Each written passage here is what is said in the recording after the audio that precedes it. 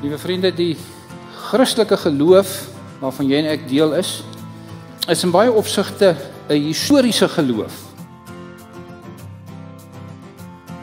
Die hele reeks oor hot chocolate wil ons afskop om vanoggend vir jou 'n lekker koppie hot chocolate langs na die erediens te gee.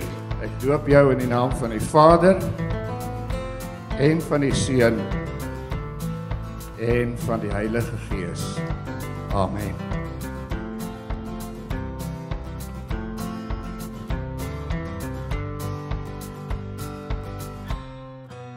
Hallo julle. Hallo julle. Hallo julle. Hallo julle. Hallo julle.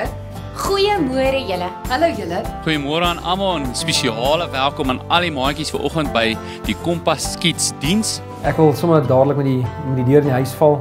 So, okay julle, ons is Jakobus besig. Hallo almal Oosterlig familie. Ons het super exciting nuus. Ons begin mos weer met ons dienste die 4de Oktober. It's gonna be awesome. It's gonna be awesome. Hallo julle. Soos julle weet, het ons 'n probleem in ons gemeente en dit is ons kerkspasie issue. Hallo julle, dis great om weer saam met julle te kan kuier vandag.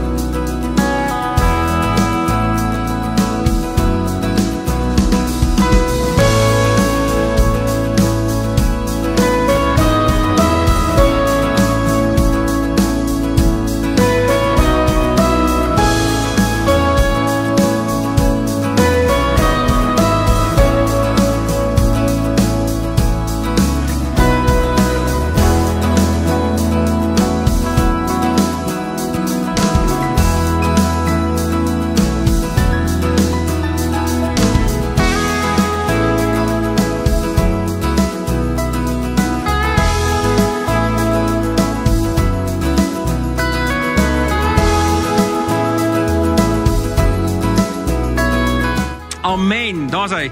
Julle kan sit.